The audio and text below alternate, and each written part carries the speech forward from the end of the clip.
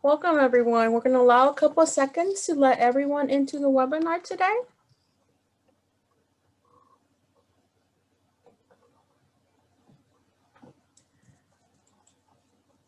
My name is Noemi Guevara, and it's my pleasure as a Director of Alumni Engagement to welcome you all to this edition of the 49er Industry Chat. Before we start, we would like to inform you that this session is being recorded and will be available on demand on our website at www.csulb.edu/alumni. We also encourage you to use the Q&A box located below to submit any questions for our guest speaker today. And now I would like to introduce our moderator for the chat, Lucia Cos. Lucia earned her degree in Spanish in 1975, and she was recognized as a distinguished alumna in 2005 for the College of Liberal Arts. And she currently serves as a member of our CSULB Alumni Council. Lucia, thank you for moderating the chat today, and now I pass it on to you. Great. Dr. Kathleen Bower is a physical therapist, director of dance medicine for the Miami City Ballet, and host of the Dance Docs podcast. She is a proud CSULB alum. She earned her BA in dance science in 2008 and went on to obtain her doctorate in physical therapy from the University of St. Augustine for health science in 2011. For over a decade, Kathleen has been treating, educating, and guiding dancers and practitioners through a holistic approach to optimize performance and prevent the fit but unhealthy athlete. Her years of experience in the rehab and movement platforms have helped her excel in treating the whole dancer with complex injuries. She hopes to share her knowledge and experience of treating in the dance medicine community with dancers, teachers, movement practitioners, and clinicians alike. Joining us from Florida to host today's 49er Industry Chat, please welcome Dr. Kathleen Bower. Hello, everyone. Such a pleasure to be here. Definitely it's getting a little bit late here, but definitely happy to be here. Great. So jump in, maybe start with where it all started at Cal State Long Beach. Where it all started. Well, I think it actually started a little bit before my time at Cal State Long Beach. In 2000, I had my first major dance injury, and it was months of doctors and PTs, and no one really knew what was going on. And I ended up meeting a physical therapist who worked with a ballet company, and he took one look at my ankle and he's like, I see this all the time, no problem. And manipulated my foot, and 6 months of pain was gone in a 15-minute treatment. And it kind of put this little seed in the back of my mind, like, that's really cool that somebody knows what a dancer does well enough to understand their injuries to this level. And so fast forward a few years, I came down, I auditioned at Cal State Long Beach, and stepping into the dance studios there, I knew that this was where I needed to be. This was the place that just felt like home. And so I ended up getting into the dance department.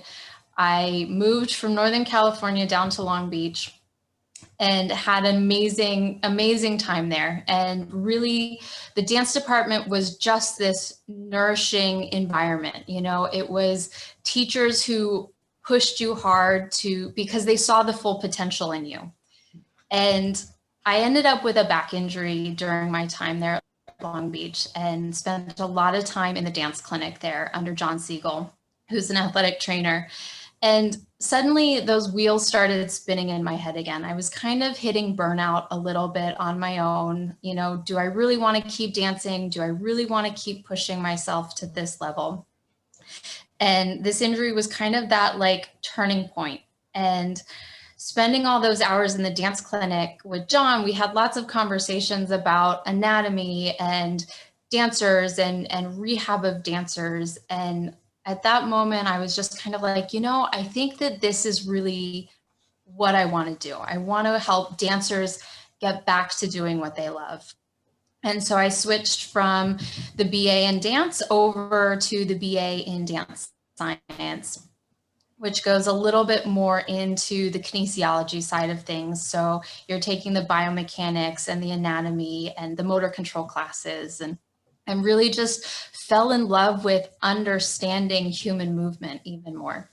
Kathleen, And was dance science relatively new at that point? it was, I think the first class that graduated was maybe 2005. It was during my time there that the first class graduated. So it was definitely something that was relatively new. And when I graduated, you know, it was having to explain to people what my degree meant. Like, what's a degree in dance science? Nobody really quite understood it just yet. And so after I graduated from Cal State Long Beach, I did go on to St. Augustine. And I chose St. Augustine because it did have a really strong manual therapy program. And I felt like coming in with a background in dance and a strong movement background would pair really well with a strong manual therapy foundation. And throughout my time there, I ended up doing my orthopedic rotation at a clinic in Miami, Florida, Polestar Pilates. Polestar is also one of the largest Pilates educators in the world for instructors. And I met Brent, who's the owner. I met him at a conference. And I was talking to Balance Body, who creates a lot of the Pilates equipment. And he came in on the conversation, and about 15 minutes in, he looked at me and he goes, "Wait, you're a student?" And I said, "Yes." And he said, "I have the place for you. Pilates-based rehab, dance medicine."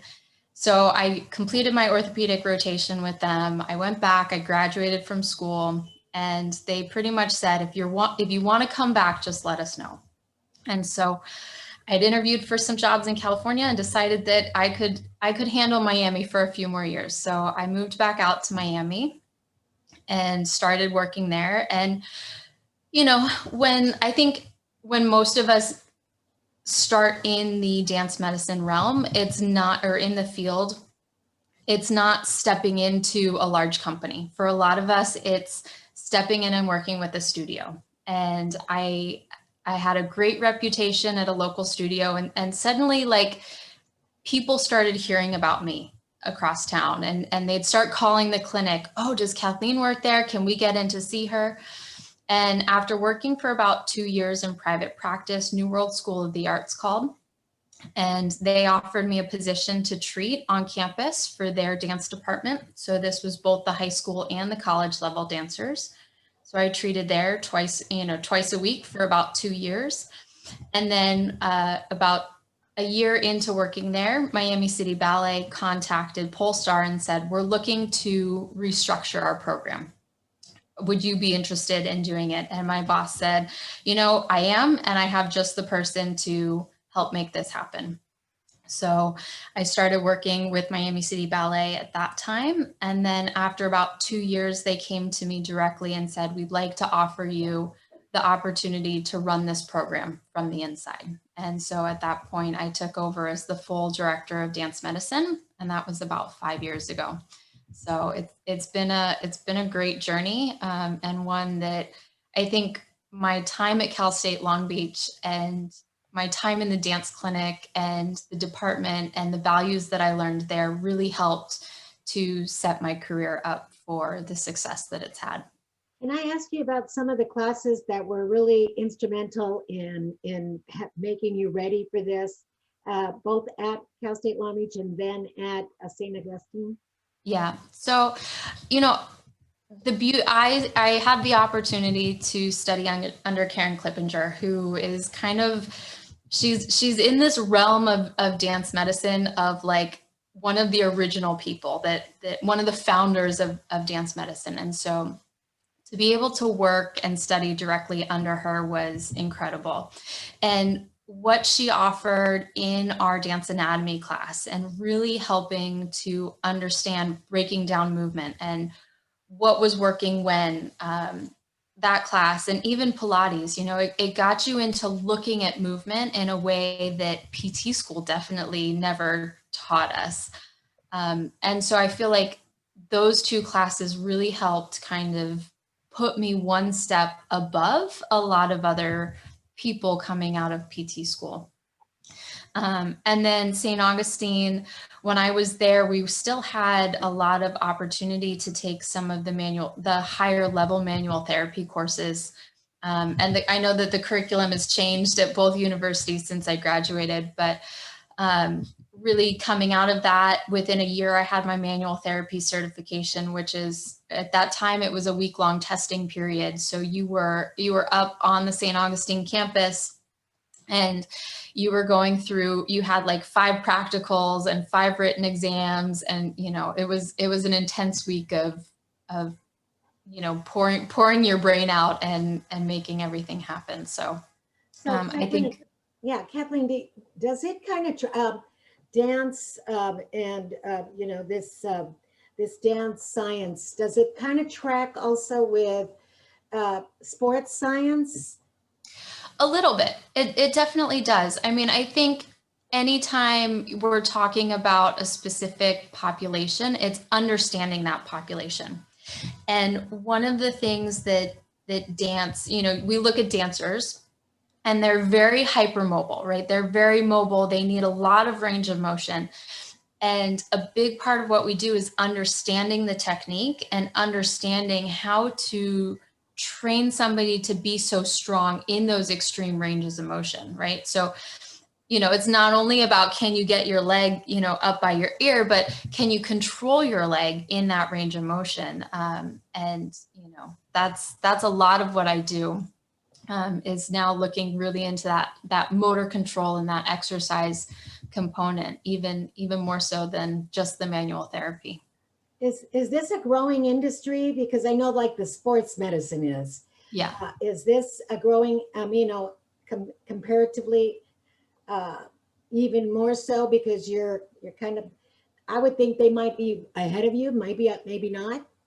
The sports world is definitely ahead of us, and part of that has to do with the financial side of things, right? So the sports medicine side, there's a ton of money that's thrown into what they do, but for us, it's there's not quite as much, right?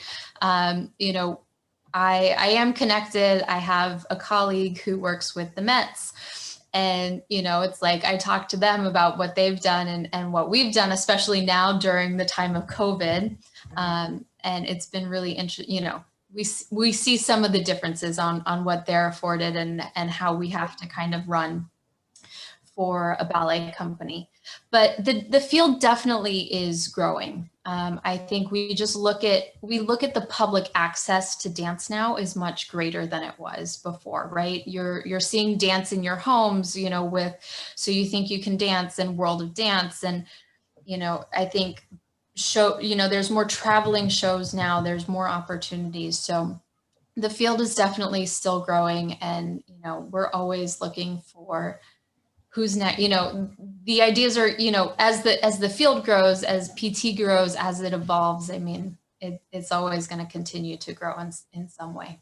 So the reason I asked is because for some of the people that may be listening, they might be in sports, they might be in dance, they might even just be in physical therapy. And this kind of expands where they can take what they're learning.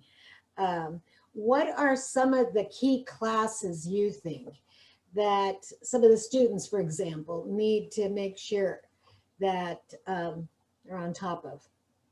I mean, if you're looking to go into dance medicine, sports medicine, that whole realm, it's really about the orthopedics, right? So you want that strong understanding of, getting PT kind of technical, you want to understand how those joints are moving, and how to stabilize a joint and how to make sure that the whole system, the whole body is functioning the way we want it to. I mean, the amount of time, I being a dance medicine professional, like I treat feet. That's probably makes up the most of what I do. And I'm very passionate about the foot, but I've seen issues of, I have a dancer who may have a rigid big toe, right? So their big toe doesn't flex as much as we need it to for them to get onto releve or demi-point position.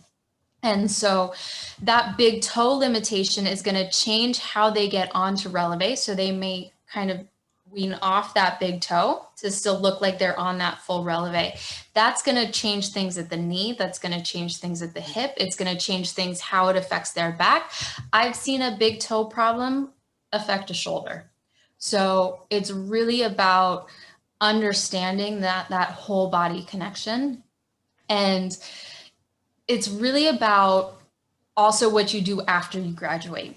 And so you graduate and you have this base of knowledge, and get out there and treat everything you know with that base of knowledge, but be eager to learn, because there's still so much more.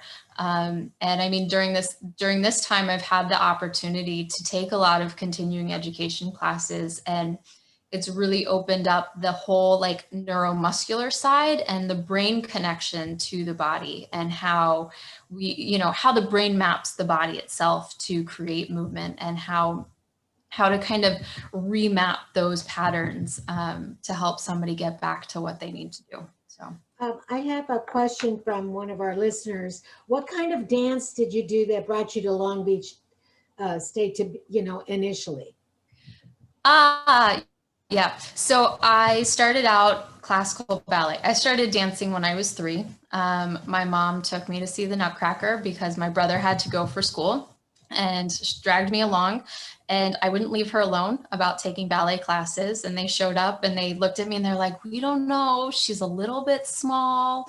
And the teacher took one look at how engaged I was in just watching class, and she said, "Let's give this a try." So I started dancing very young, danced classical ballet, mostly growing up. But when I was going into high school, I did take my first modern class. And suddenly it was like this new door opened in my life, and really fell in love with modern dance. I did a few Taylor summer intensives before I got to Cal State Long Beach. So when I got there and Sharon Kinney was on faculty, I was like, it was like a dream come true to have a Taylor dancer as a faculty member.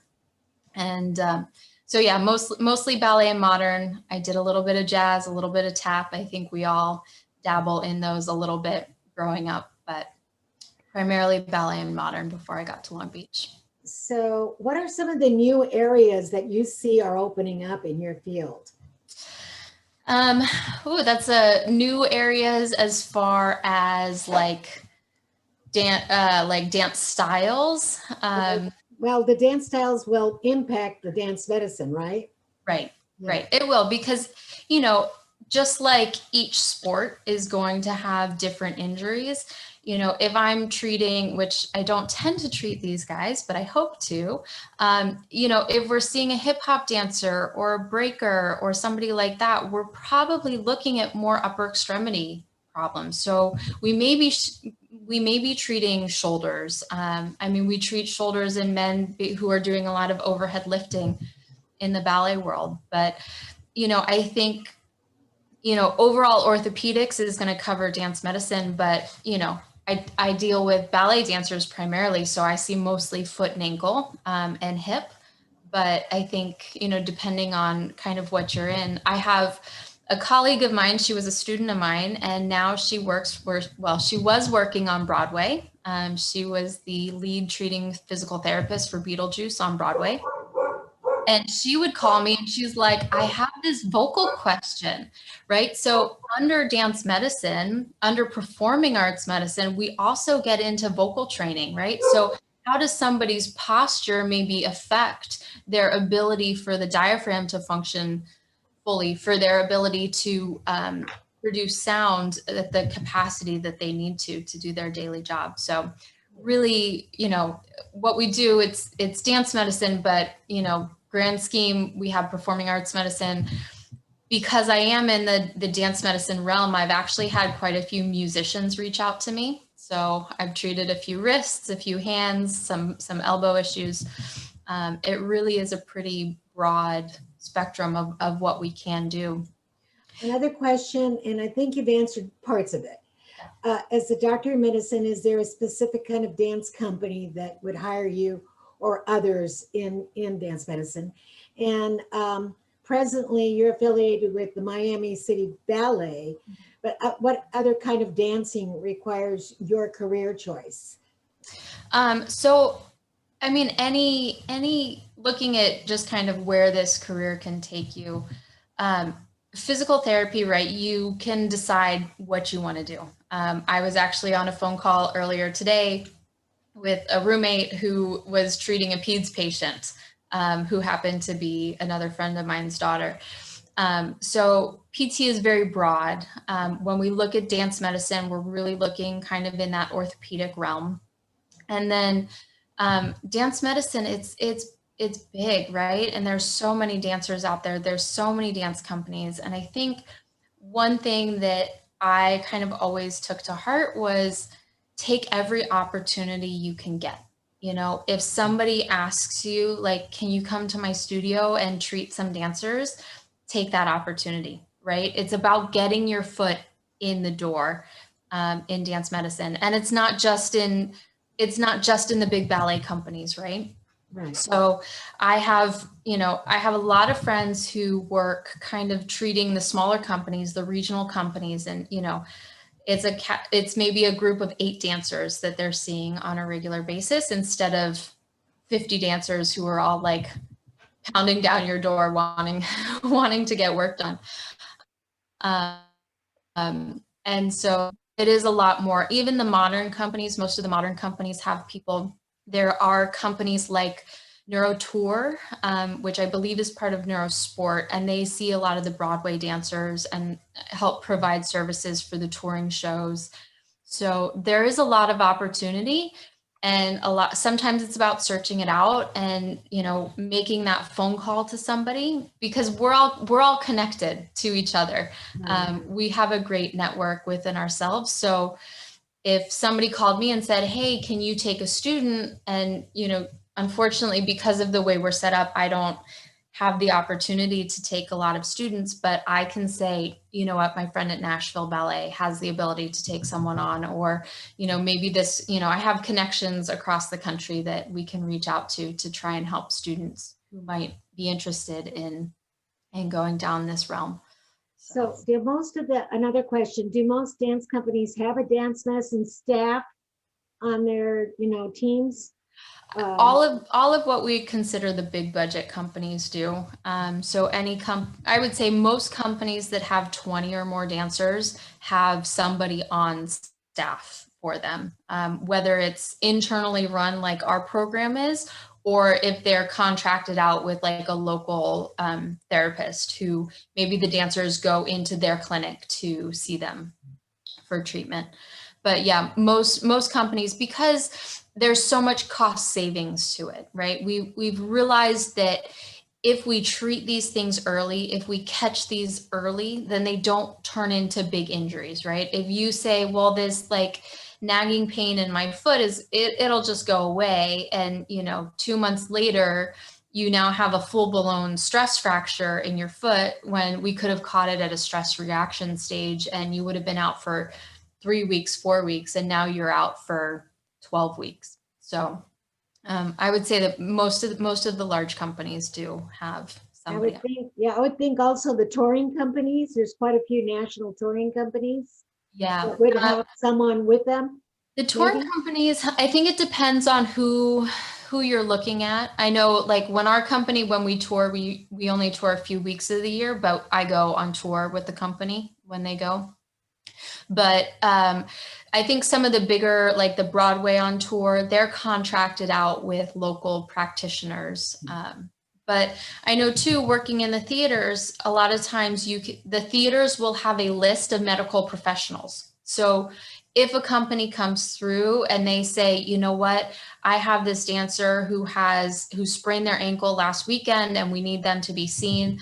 I've seen dancers that way, where we get the phone call, hey, can you come in and see this person? So, even getting on that short call list from the theaters is a way to get your foot in the door. So what is the most fulfilling part of your job? Someone's asking. Oh, that's, I think there's so many fulfilling parts, but, when somebody is sustained like a really big injury, and you you help them through that rehab process. And I don't work them through the entire thing. So I had a dancer tore her ACL on stage. I was there to triage the accident when it happened. I was in surgery with her.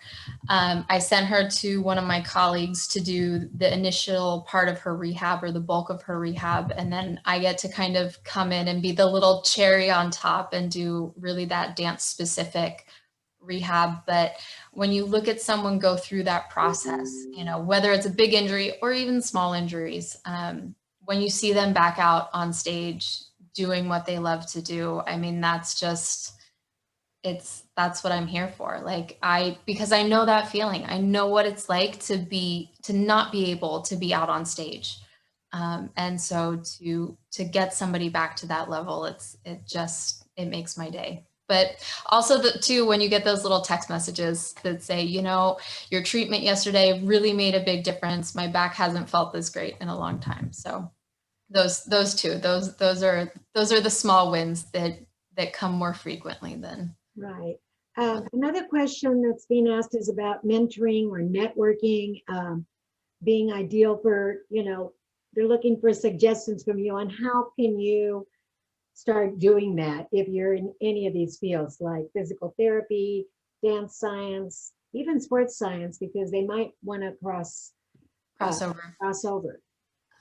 So I think it's just you can search most of us online if you type in dance medicine professionals, or reach out to us. For me, one of my big steps into the dance medicine realm was through IADAMS, which is the International Association of Dance Medicine and Science. They were founded back in 1990, right? This was when dance medicine was, not at the forefront of anybody's mind at the time. This was a few PTs and movement specialists and doctors who all came together to say, let's all put our minds together. Let's look at the dance research that's out there and let's see where we can take this. So getting involved in IADAMS, they have a great student organization, a student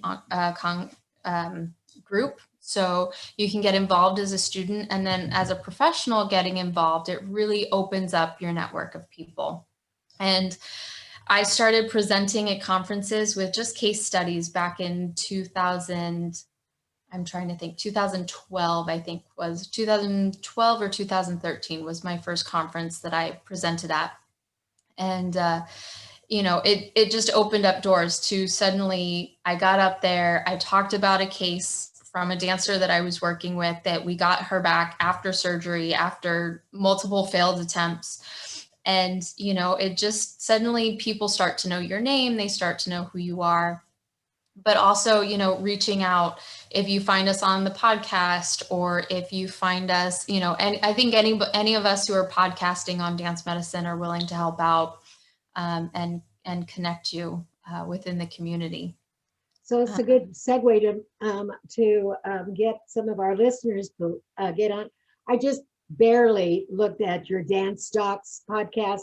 I didn't get into the podcast, but even your opening, kind of thoughts on why you're doing this was great. And so I'd maybe like for you to answer a few questions about the holistic side, because it's not just the mechanics, right?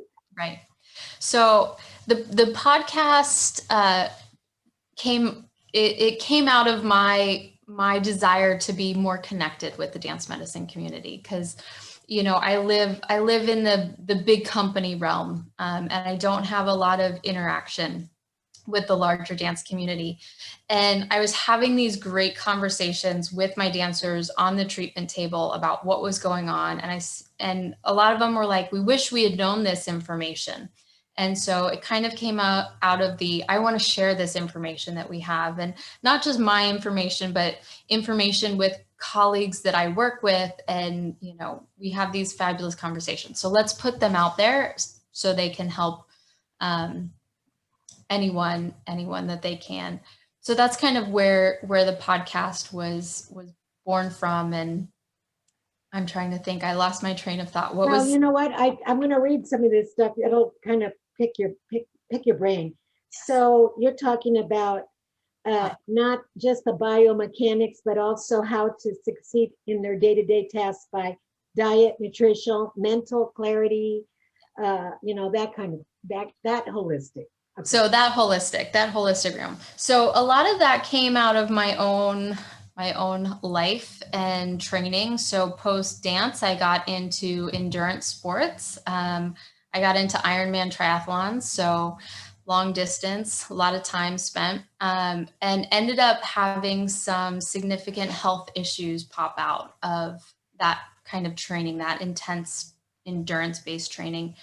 And so I really dove into understanding nutrition and nutrition for athletes. And so that's kind of, that became part of how I treat, because we know that recovery is so important for the overall health of an athlete. So looking at the recovery aspect, are you eating enough? Are you getting the appropriate nutrients? Are you sleeping enough? Like, what's your stress levels outside of, ballet or dance in and of itself can be incredibly stressful to the individual. And so what are you doing to kind of cope with those things outside? So we really, when I eval a patient, we look at all of those factors.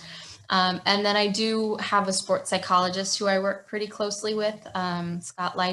Scott Leidig, because we know that addressing the mental health component of dance can be, is so valuable. Not only just in like the performance base of sports psychology, which he's spent, years studying, but also in the, as a dancer, how do you cope with having to look at yourself in the mirror every day, right? Right now, coming back post-COVID, we left in March 13th, Friday the 13th. I think it's a day we will all remember. And we thought we were going to be out of the studios for a few weeks, maybe a month, and then we'd be back. So we were like, we'll be back in May, and then it was, we'll be back in June, and then it was, we'll be back in August. And then in August, they said, you know what, we'll be back in November. And so 7.5 months out of a dance studio, it's your physique is going to change. And so learning also, how to mentally prepare yourself and be okay with, maybe I don't look like I did when I left the studios in March. And so really kind of looking at the dancer as a whole, right? And everything that goes into making a strong athlete is really kind of where I've transitioned my practice into. Great. So what about rest? Is that part of the holistic approach? Because I've been around people that are dancers and actors. I mean, they never stop. Right. They don't. I mean, I have friends. So when I was at Cal State Long Beach as a dance major, I also worked at Disney. And, it was like, you'd be at Disney until midnight and you'd be up for your 8 o'clock classes the next day. So they called me the Energizer Bunny because it seemed like I never slept. And it really, we joke now, actually on the last podcast that we did, my friend kept reminding me, like, we tell athletes, you're going to rest yourself into shape these days. So we do know that rest component, that recovery component, making sure you're getting, for an athlete, especially if you're healing from an injury, we recommend 10 hours of sleep a night. Like, you need that little bit of extra sleep to really let the tissues heal, to let them rebuild.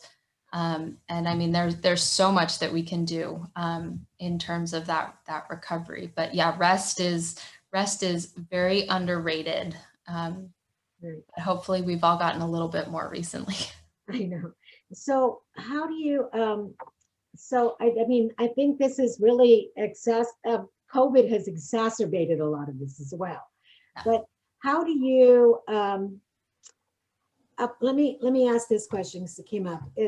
Do you need a graduate degree or a PhD for your industry? So to be a physical therapist, yes, you do have to complete a Doctorate of Physical Therapy degree from a certified university to be able to sit for licensure, to sit for the national board exam, and then also for state exam. and each state is a little bit different. So you do have to do both. The national boards you only take once. The state exam you take for any state that you're looking to treat or practice in. So that, to answer that, yes.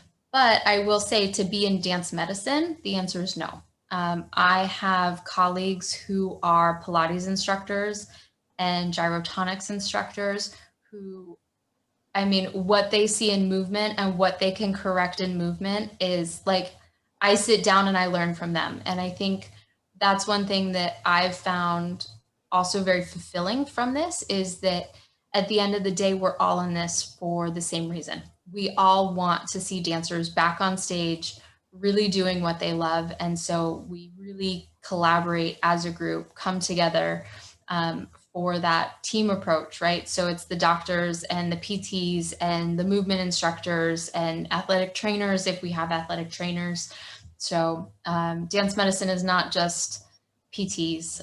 It really is teachers, and because the more we educate our teachers, the better they're going to be able to teach their students like those good movement patterns, that healthy way of living. So would you, I mean, I would recommend the dance docs to anyone. Did that just start?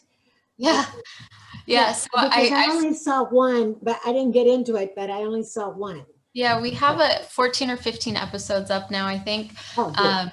So we started in February. We posted our first episode, and 2 weeks later, COVID hit.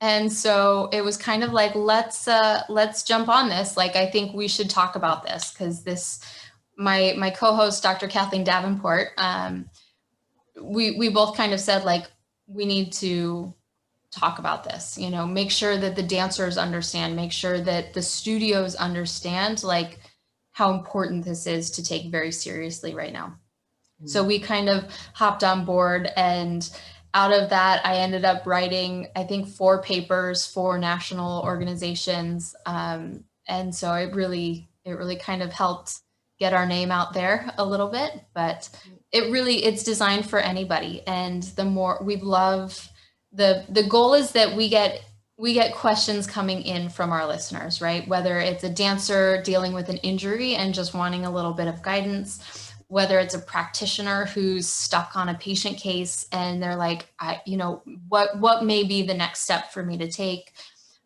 Whether it's a teacher wanting to know more about progressing training, right? Cross conditioning, that kind of stuff. So it's really like we just want to share what we know with the dance community at large. We're running out of time, so let me get through a few more questions. So can you talk briefly about professionally relocating from West to East Coast? Because that's quite different. It is. Miami is, if you've ever been here, when you get off the plane, you feel like you've stepped into Latin America. Spanish is definitely the primary language down here. So it was a bit of culture shock when I very first got here, but definitely when I moved out here, once I got an apartment and all my stuff, it felt a little bit more like home. And it's, for me, when I first moved here, I found a dance class, and that really kind of connected me into finding people at that time who had similar interests to me. Because I think one thing they don't ever tell you in school is how to make friends once you're a professional, if you're not working with people your age, right? And so it's learning how to, find your interests, find a group to kind of integrate yourself into, and make a new city feel like home. Now, another question is, to expand your expertise, are you allowed to see other clients outside of Miami Ballet, or are you contracted only to service them? I think because of my time that I spent at New World, and I treated another local modern company, smaller company, I definitely did see dancers outside. During COVID, I opened up a telehealth practice. So I was seeing patients virtually, and that, if you have a doctor that you're in close with, they can refer patients to you. So I saw people that way, and I still have a handful of them who I see. And I'll get phone calls from old patients. Can you come over to my house and maybe treat me? So I'm not just my 40 hours a week relatively during the rehearsal period. When we're like in a normal season, when we're in performance season, I'm working 60 plus hours a week. I'm living backstage with the company. I'm traveling with the company. So it's much harder during that time. But I do when I get those phone calls of can you help us out? I definitely do. Is there a touring group or that you dream of working with in the future?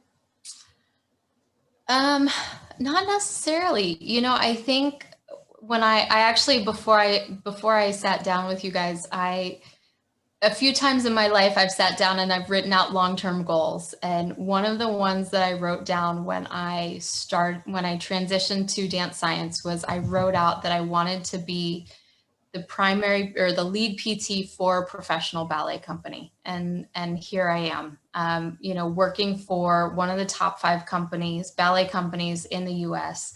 I'm definitely living my dream with this, but you never know, life, as I think we all learned, life takes some turns this year. And, I think it's about being flexible and being ready to take those chances. So future-wise, what's something in your field you hope to accomplish? Oh, Big. that's big. I think my goal is to really see the podcast grow and really become a trusted source in the dance medicine community. Become really that trusted resource and that go-to group to help provide that education is really where I find myself passionate, is sharing this education and giving back to the community as much as I can. So we've got a couple more minutes. I'd like for you to just kind of do your parting shot to students, young alum, older alum, kind of a parting, bit of advice for these folks. Yeah, so I wrote a few things down. I think the first thing that I want to say is take every opportunity that comes to you. And if you're not seeing those opportunities, go seek them out, right? Go knock on the studio door saying, I'm a physical therapist. I'm interested in working with dancers. Can you provide me with space? How can I help? How can I help you? So kind of reaching out, being confident in what you know, and know that you are good at what you do, and having confidence in those skills. And I think back early on, I just graduated from PT school. I was invited to do a lecture on Pilates-based rehab at Disney. I was like a week out of school, and I was lecturing to athletic trainers who had worked on me as a performer there at Disney. And I was like, what am I gonna share with them that they don't already know?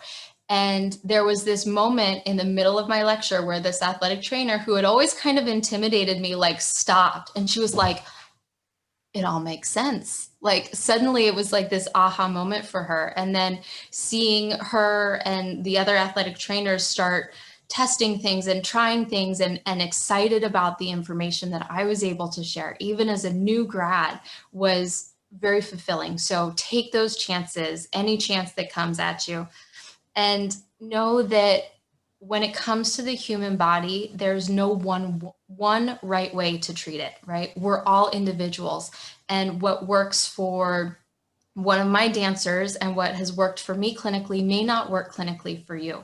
And it doesn't mean that one of our ways of treating is better than the other. I think it's an opportunity, take those opportunities to learn from each other, whether it's a PT, whether it's a Pilates instructor, just be open and know that we're really all in this for the same goal.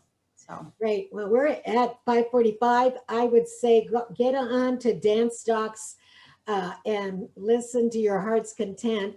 Yeah. How many things on there already? I think there's 15 up there, and I have another one recording this weekend. So, great. And we'd love to hear from you. Please feel free to reach out to me on the Dance Docs. You can contact me right through there. Or you can reach me via email at kbowerdpt@gmail.com. I'd love to talk to any of you if you have any questions about dance medicine or. And if I can find dance docs, you can find dance docs. So it was really easy. I'm going to turn it back over to Noemi so we can, you know, kind of Close it out. end the. Thank you, everyone. Thank you. Thank you, Lucia. Thank you, Dr. Bauer. Are you by any chance on LinkedIn where students could connect with you? Yeah, I have to go double check, but yes, I believe I am on LinkedIn. Okay, Yeah, she is. wonderful. Thank you, everyone, for attending. I hope you found that this chat very informational, and definitely connect with Dr. Bauer.